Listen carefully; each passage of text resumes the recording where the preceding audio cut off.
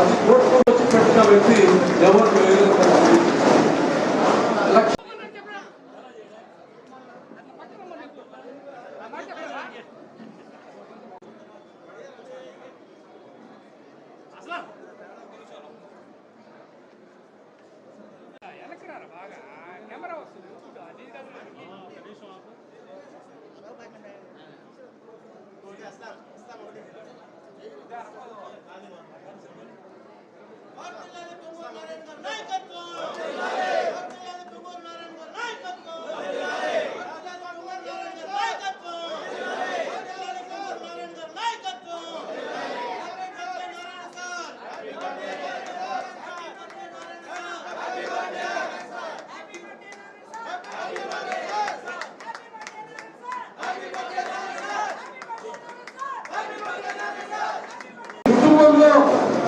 చిన్న చిన్న ఫంక్షన్స్ కానీ చూసాం. నెల్లూరు నగరానికి అభివృద్ధిని తీసుకొచ్చారని అందరికీ ఇచ్చారంటే అటువంటి గొప్ప వ్యక్తి ఈ రాష్ట్రం చేయలేదని మేము అందరికీ తెలియజేస్తున్నాం. ఇదే కాకుండా విద్యా సంస్థలు 5 లక్షల మంది స్టూడెంట్స్, 50,000 మంది ఉపాధ్యాయులు, భారతదేశంలో అనేక రాష్ట్రాల్లో వ్యాపారాలు ఎక్కడ ఎవరు ముఖ్యమంత్రి ఉన్నా, ఏ పార్టీ ఉన్నా గౌరవంగా చూసుకునే నారాయణ గారిని రాజకీయాల్లోకి వచ్చాక అనేక ఒడిదుడుకులు ఎదుర్కొన్నాడు. అభివృద్ధి అమరావతి విషయంలో కానీ, నగరంలో కానీ, రాష్ట్రంలో మున్సిపాలిటీల అభివృద్ధి కానీ ప్రతిపక్షంలో ఎప్పుడు పోయినా ప్రతి ఒక్కరూ హైదరాబాద్ ఆఫీస్లో కూర్చుంటే ఆ ఎంక్వైరీలు, ఈ ఎంక్వైరీలు, ఆ హాస్టల్ మూసేశారంటే, ఈ కాలేజీకి పర్మిషన్ రద్దయిందంటే, ఈ స్కూల్కి పర్మిషన్ రద్దయిందంటే ఎంత వేధింపులు, ఎంత ఒత్తిడి, ఎంత హింసకి గురి చేశారంటే నిరంతరం ఎప్పుడూ ఆందోళనకు ఉండేది.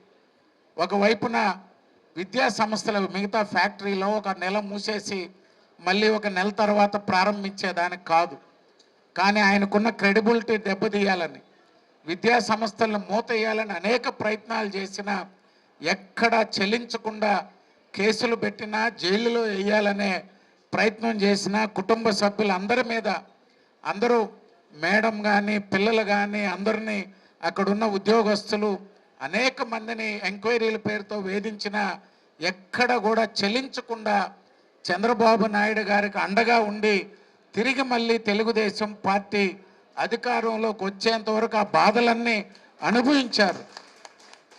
ఈరోజు మళ్ళీ కార్యకర్తలకి అండగా ఉండేందుకు ఒకవైపున కార్యకర్తల సంక్షేమం, మరొక వైపున నగరాభివృద్ధి, అదేవిధంగా ప్రతిపక్షంలో అనేక ఇబ్బందులు ఎదుర్కొన్నటువంటి పార్టీ నాయకులు, కార్యకర్తలకి వారికి ఏం చేయాలనేటువంటి ఒక ఆలోచనతో కాంట్రాక్టులు చేసుకునే వాళ్ళు, లేక వ్యాపారాల్లో ముందుకు వచ్చేవాళ్ళు, లేకపోతే వాళ్ళ వైద్య ఆరోగ్యం గురించి, ఆ కుటుంబాల్లో బిడ్డల విద్య గురించి అనేక ప్రయత్నాలు చేస్తున్నారు. కుటుంబం అంతా ఒకరికి నలుగురు, మేడం తిరుగుతున్నారు, పాప తిరుగుతున్నారు, అప్పుడప్పుడు రవి వస్తున్నాడు, నారాయణ సార్ నిరంతరం పనిచేస్తున్నాడు. కార్యకర్తలందరి చేత పార్టీని పటిష్టం చేయాలా, నెల్లూరు ఒక మోడల్గా ఉండాలా, నగర అభివృద్ధిలోనే కాదు పార్టీలో కూడా అనేటువంటిది. కానీ అందరం 100% అందరం సాధించలేం.